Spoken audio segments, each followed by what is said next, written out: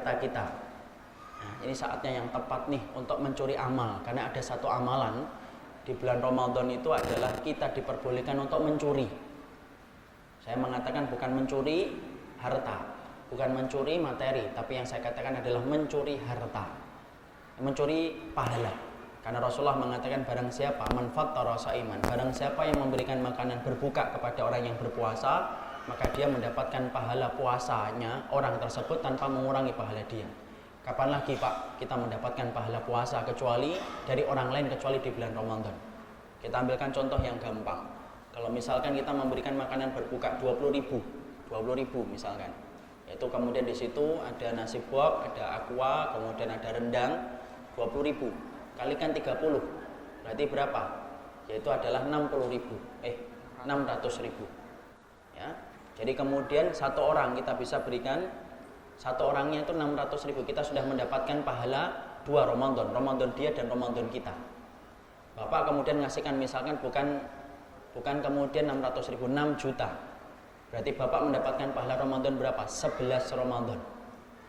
Ramadan 10 orang yang kamu berikan berbuka puasa dan Ramadan kita.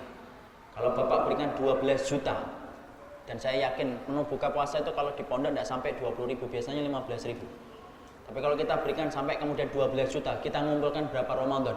Kita ngumpulkan 21 Ramadan, 20 Ramadan orang yang kita berikan makanan berbuka dan Ramadan kita. Masya Allah. Kalau kemudian kita berikan 24 juta, berarti kita ngumpulkan 41 Ramadan. Coba kalau kita hidup, antum minta panjang umur sampai 41 tahun untuk mendapatkan 41 Ramadan. 41 Ramadan, padahal umur kita saja belum nyampe 41. Masya Allah kan?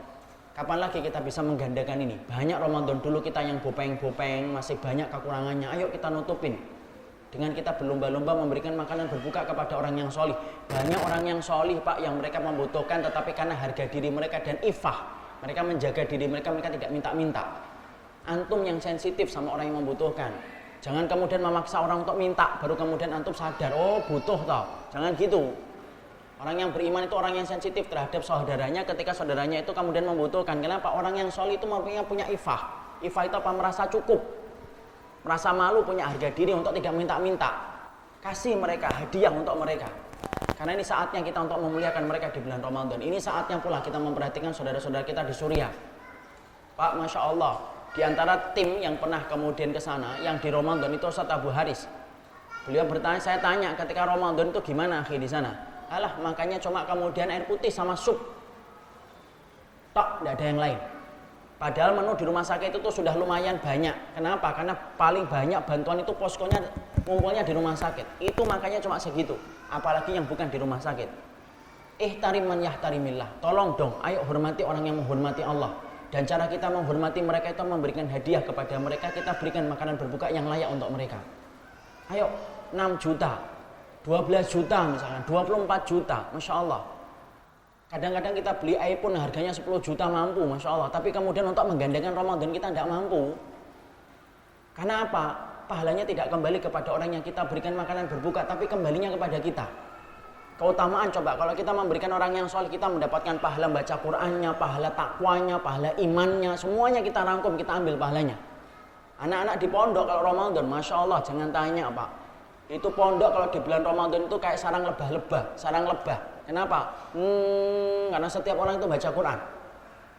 Kalau di Suriah, Masya Allah, mereka tiap hari pahalanya itu tidak pernah berhenti loh. Kenapa pahalanya tidak pernah berhenti? Ya, kalau orang itu berada pada tanah ribat, ketika dia berjaga-jaga di perbatasan antara kaum mukminin dengan orang kafir, itu namanya tanah ribat.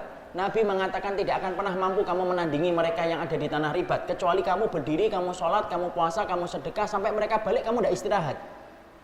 Jadi orang yang hari ini di Syam, ketika mereka bertahan walaupun dengan desingan peluru yang tidak pernah berhenti dan rudal yang tidak pernah berhenti, mereka itu tertawanya dapat pahala, senyumnya dapat pahala, BAB-nya dapat pahala, kencingnya dapat pahala.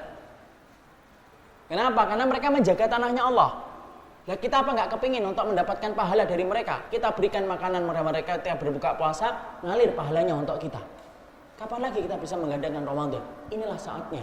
Persiapkan harta yang terbaik untuk kita berikan makanan berbuka kepada orang yang mereka berpuasa. تبصرة عن كل ضلال أعددنا بضع رسالات تحمل نورا للأجيال. عمره اللي راحت أحلام أوهام إن كان ما ضمت يمين